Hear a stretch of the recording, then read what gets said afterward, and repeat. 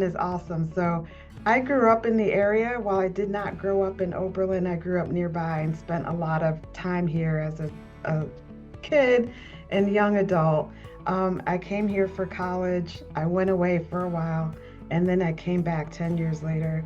And I find that Oberlin is a wonderful place to just be. Um, I know other people who have grown up here, went away, come back, and they want to raise their kids here. They want to work here. They want to live here.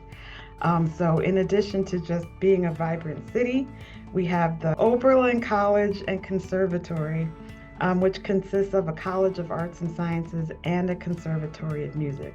So, as you can imagine, with the vibrant college community, there's lots of activities and events happening all throughout the year, whether it's concerts or movie screenings or lecture series. But there's also opportunity for lots of events that bring the college and community together. So we had just last week, I believe it was, we had an edible books festival where the whole college and Oberlin community were invited to make or bake or cook kind of edible things based on literature, whether it's children's literature, classic literature, whatever. So there was a whole judging contest. I got to be one of the celebrity judges. That was a lot of fun. But there's always events that bring the college and community, the whole Oberlin community together. So it's a really fun place to live and work and play. Sure, it's a very collaborative relationship, whereas the city manager sort of is the administrative lead and handles the day-to-day operations in the city government. City council is the legislative branch, I guess, if you could say. But we do have to work together in order to get the work done.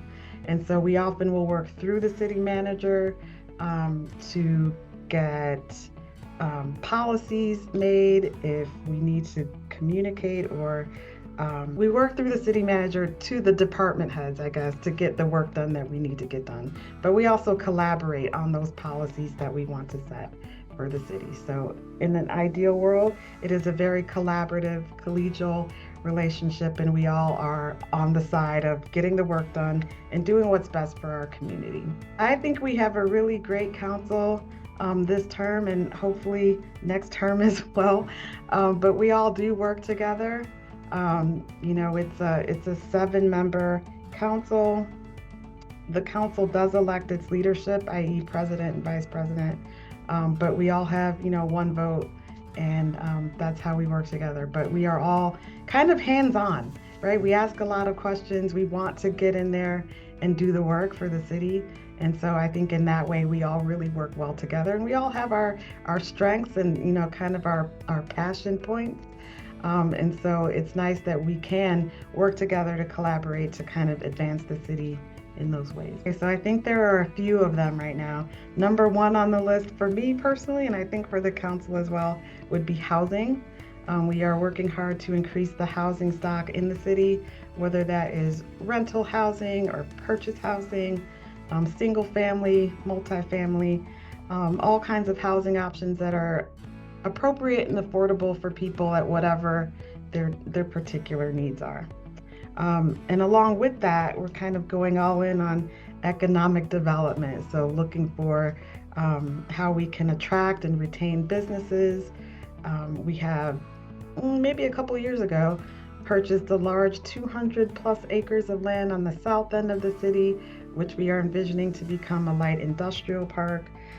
So those are some of the really big opportunities, but we're also discussing land use and management and redoing our zoning code, for example. So there's lots of opportunities that are coming up in the next few years, hopefully, that we can really capitalize on. I would say that those things that I just listed as opportunities might be challenges as well, right? So housing, economic development, as we, try to attract businesses and jobs, those people need someplace to live.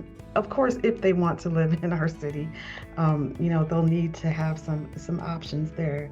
I think another kind of challenging opportunity, I think I'll phrase it that way, is communication.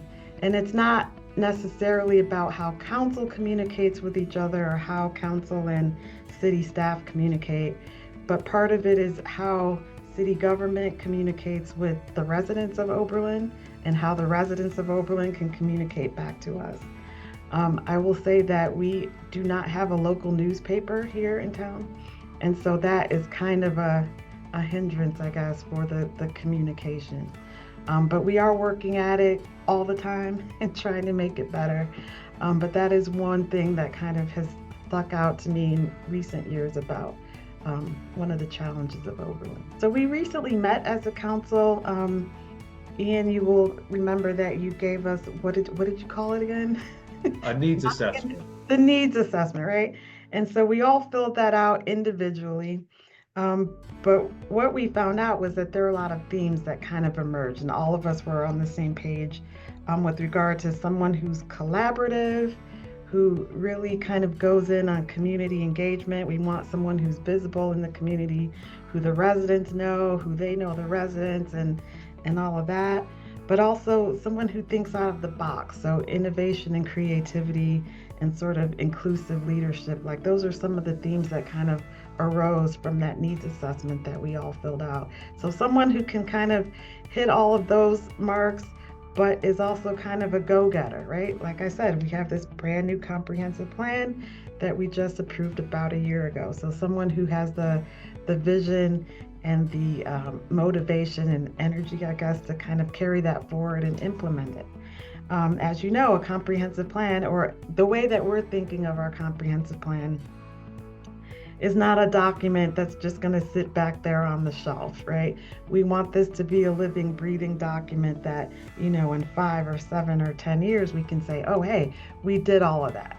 So by the time it's time for us to do another comprehensive plan, we can kind of say that, oh, there's so much of this that we've already completed, and so that it's not something that just lays still and dormant and doesn't work for us. Oh, so I think this kind of hits on all the stuff that we talked about before. So this is, I think, kind of a rare opportunity where you have an opportunity to lead the city as a city manager while you have a brand new comprehensive plan and you're doing all of these big initiatives like housing and economic development. But also we have a really good team of college leadership, Oberlin City leadership, and Oberlin School District leadership. So we all kind of meet regularly to talk about the things that affect all 3 entities. And so this is a really exciting time because there's lots of really great things happening in the schools, in the city, in the college. And so this is an exciting time to join the team and be a part of Oberlin, be a part of who we are, be a part of what we do, and kind of carrying us into the future.